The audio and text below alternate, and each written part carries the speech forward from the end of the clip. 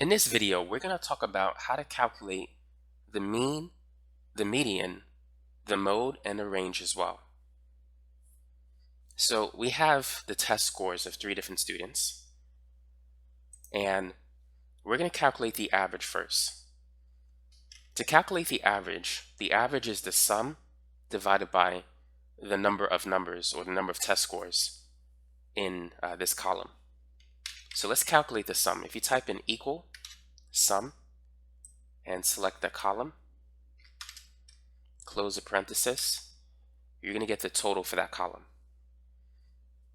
Now we can see that there's 8 different test scores, but let's say if you have a larger set of data and you don't want to count it, you can use the count function to get the number of test scores. So if you type in equal count and then highlight the data, we can see that it's 8. Now to get the average is going to be the sum, which in this case, that's the value in cell B12, divided by the number of test scores, or the value in B13. That's going to give us the average, 82.25, which is the same as the mean. Now, we can also calculate the mean using the function in Excel. If you go to average equals average, and then just highlight the column of data that you want to get the mean for, and it will give you the same answer. Now let's talk about the median. The median is the middle number. What do you think the middle number will be in this range? If you want to get it mentally, what it's good to do is it's good to arrange the numbers in ascending order. So the lowest number is 72, then it's 74, and then 79. Next we have 81, and then it's 85, and then we have 2. Actually, we have 2 85s. Then it's an 86, and the last one is 96. So the 2 middle numbers are 81 and 85. The median is going to be the average of those 2 numbers.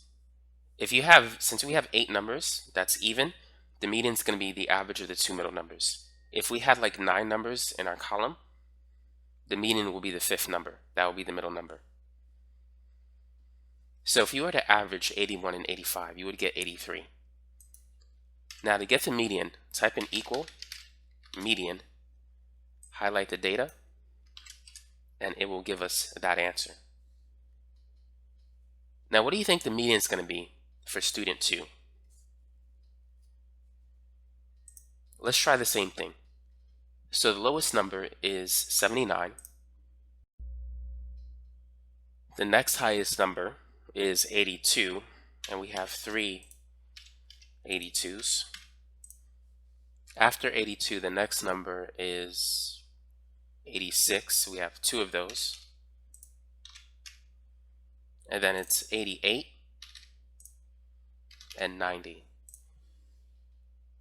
So the 2 middle numbers is 82 and 86. If we were to average that, the midpoint between 82 and 86, that's 84. So if we were to type in equal median and then select the data, we get that, 84. But now you know how to calculate the median using Excel. So now let's move on to the mode. The mode is the number that's in the data that occurs the most. Basically, it's the number with the highest frequency. So looking at this data, the one that appears the most is 85. So that should be the mode. If you type in equal mode, highlight the data, we get 85. For student 2, we can see that 82 has a frequency of 3, 86 has a frequency of 2. So 82 is the number with the highest frequency. It appears the most. That should be the mode for student 2. So let's type in equal mode, and we get 82. Now for student 3, we can clearly see that it's 87. 87 has a frequency of 4. So if we type in equal mode, we get 87. So the mode gives you the number with the highest frequency. Now, in order to calculate the range, we need to get the minimum and the maximum and take the difference of those two values. Excel doesn't have a range function that we could use. So let's get the minimum first. If you type in equal minimum, this is going to give you the lowest number, which we could see is 72. If you type in equal max, it will give you the highest number in your range of data. And now the range is simply the difference between the two values. So if you type in equal, we'll take the data in cell B19 and subtract it by the data in cell B18. And so that gives us the range, which is 24. So now you know how to calculate the mean, the median, the mode, and the range all in Excel.